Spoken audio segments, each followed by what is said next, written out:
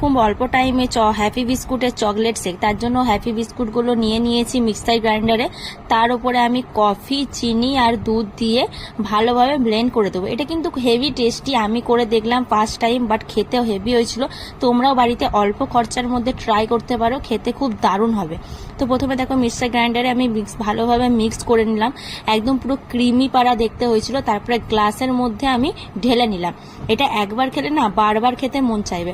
আচ্ছা, আমার ভিডিও কেমন লাগছে কমেন্ট করে কিন্তু অবশ্যই জানাবে, আর সাবস্ক্রাইব করে কিন্তু আমার পাশে থাকবে। তারপরে দেখো আমি অপর থেকে একটা চকলেট বিস্কুট দিয়ে দিয়েছি, হ্যাপি বিস্কুট দিয়ে দিয়েছি। তার উপর আমি একটু কফি গুলেছিলাম দুধের সাথে, কফিটা দিয়ে দিলাম। আর ওপর থেকে একটু বিস্কুটের গুঁড়ো দিয়ে দিলাম।